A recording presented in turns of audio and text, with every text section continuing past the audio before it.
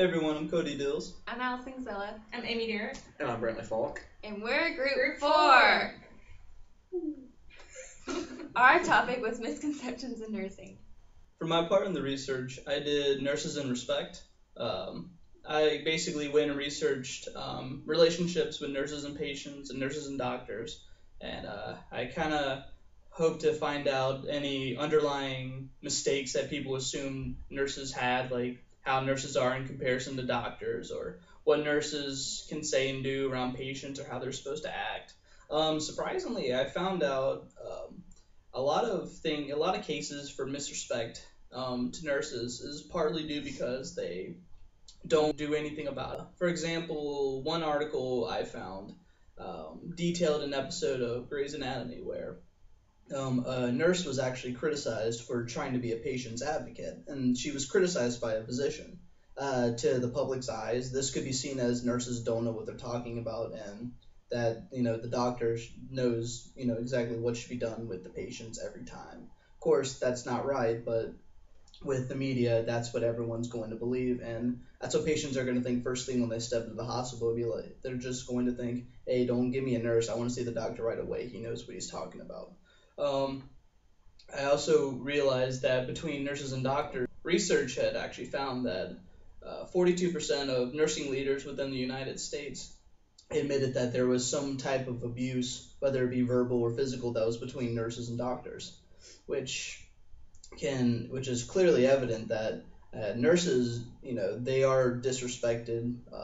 It's not commonly seen, but they are not given as much credit as they should be. I'm Amy Derrick, and I did the communication misconceptions in nursing.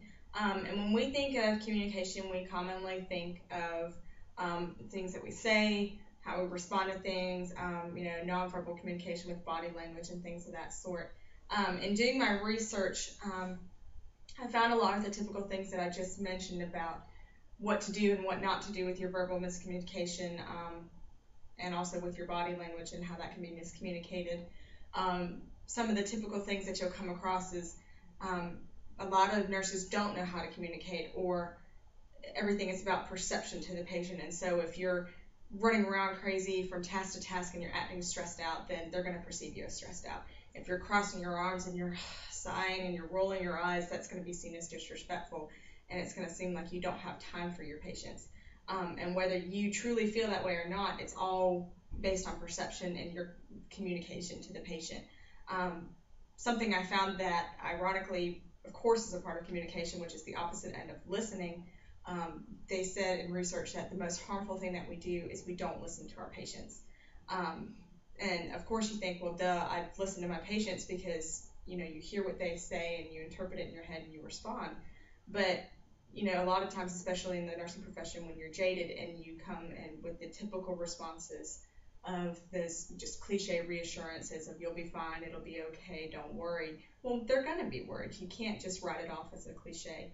And also being judgmental and not listening to the actual problem that a patient might have. If they're coming in and they have an alcohol abuse problem or something chronic of that nature, if you're judging them and saying, well, why would you do that? Asking the question why. What does it matter why? You're there to be there for that patient. So asking questions like that can be miscommunicated as being judgmental, and that's not what you want for your patient, because once you do that to your patient, you close that door of trust, and it's no longer a safe environment for your patient, and that can even go as far as not letting them feel open to treatment.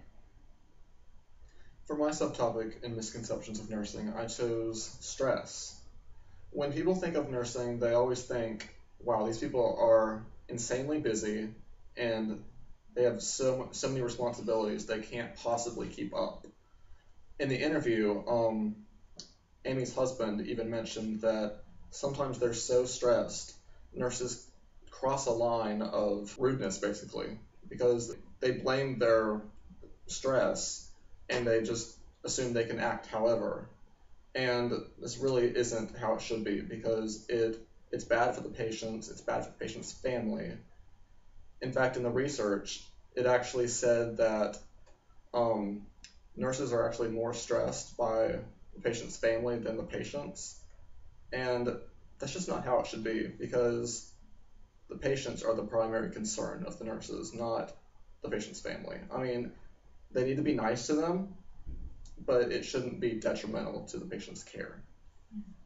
Also, in my research, I found what the term burnout means. It's basically when a nurse in a critical department, basically like ICU or emergency, becomes so just stressed and overworked they can't stay in that area anymore and they have to transfer to a more calm area. Also, another issue with stress in nursing is juggling a family responsibility and the nursing responsibility. A lot of nurses are mothers and they obviously want to spend time with their children and their families, but they're kept at work so much that it's a stressful situation trying to balance the two. My role in the group project was to find videos for each of the subtopics, and with the subtopic of respect, like Cody talked about in the article of Grey's Anatomy, there's a lot of examples of disrespect between physician to physician, nurse to nurse, and then physician to nurse. So there's a lot of those videos from that show. On the subtopic of communication, there was a lot of videos that were like for school projects like this, but there was also some that the video I found shows how to improve your communication by simply pausing to listen or pausing to like take in all the information and make sure everyone that you're talking to got what you said. With the topic of stress, there was a lot of like news articles or news clips from shows.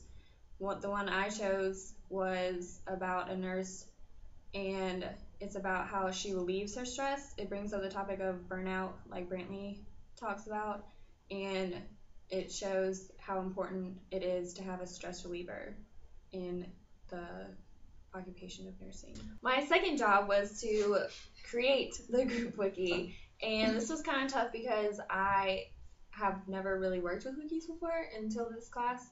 So, but once I found out kind of like the basics of it and just it's basically linking everything together, I took all the information that everyone sent me from the research and the videos that I got and just put it all in the page and made it look awesome. Group 4. Girl coming out of my mouth. I can't swallow. I'll eat a cracker. Did you really just leave that in your mouth? Oh yeah, he did. Thank you for your time. This has been Group 4 for Misconceptions of Nursing. See ya! Later.